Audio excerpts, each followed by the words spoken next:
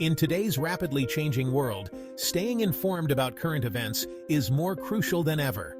Understanding these events allows us to make informed decisions, engage in meaningful discussions, and contribute to a more informed society.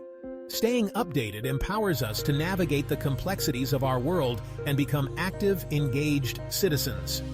By keeping ourselves informed, we can hold our leaders accountable and participate in the democratic process. In an era of misinformation, critical thinking is essential. By engaging with diverse perspectives and questioning the information we receive, we can develop critical thinking skills and make informed judgments about the world around us. Hurricane Helene, a powerful storm, is currently churning in the Atlantic Ocean and poses a significant threat to Florida. Meteorologists predict the hurricane could make landfall within the next 48 hours, bringing devastating winds, torrential rainfall, and a dangerous storm surge. Coastal communities are bracing for the impact, with evacuation orders already in place for low-lying areas. The National Hurricane Center is closely monitoring Helene's trajectory and providing regular updates to the public. Florida Governor Ron DeSantis has declared a state of emergency, mobilizing resources and urging residents to prepare for the worst. Shelters have been opened across the state to provide refuge for those evacuating their homes. The safety and well-being of Florida residents are paramount, and authorities are urging everyone to take the necessary precautions to protect themselves and their families. Tensions between Israel and Hezbollah have escalated dramatically, with both sides exchanging fire across the Lebanese border.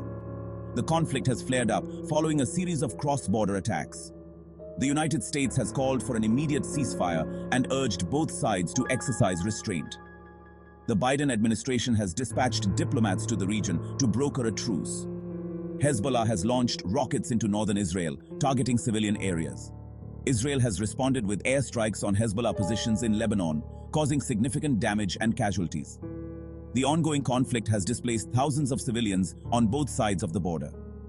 International aid organizations are working to provide assistance to those affected by the violence.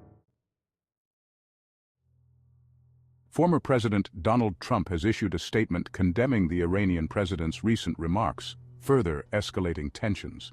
Trump's statement accused the Iranian leader of inciting violence and threatening regional stability. In a separate incident, a Metrobus was hijacked in Los Angeles, prompting a massive police response. The suspect, armed with a handgun, took control of the bus and held several passengers hostage for several hours. After a tense standoff, law enforcement officials successfully apprehended the suspect and freed the hostages. Russian President Vladimir Putin has issued a veiled nuclear warning, raising concerns about the potential for escalation in the ongoing conflict in Ukraine. The House of Representatives has voted to avert a government shutdown, narrowly passing a stopgap funding bill just hours before the deadline. Representative Alexandria Ocasio-Cortez has called for the resignation of New York City Mayor Eric Adams, citing his handling of the migrant crisis and homelessness. The statement has sparked debate about the city's response to these ongoing challenges. The House GOP has launched an inquiry into Ukrainian President Volodymyr Zelensky's recent visit to the United States, questioning the timing and purpose of the visit. Tensions between China and Taiwan continue to simmer, with China conducting military exercises near the island nation. The United States has expressed concern about China's actions and has reaffirmed its commitment to Taiwan's defense. The ongoing war in Ukraine continues to dominate headlines, with both sides engaged in fierce fighting. The humanitarian crisis in Ukraine continues to worsen, with millions of people in need of assistance.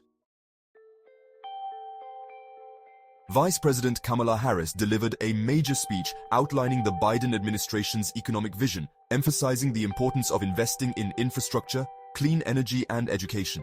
Harris's speech highlighted the administration's efforts to create jobs and boost economic growth. An explosion rocked the California courthouse, causing significant damage and injuring several people. The cause of the explosion is currently under investigation, with authorities exploring the possibility of a gas leak or a deliberate act of sabotage.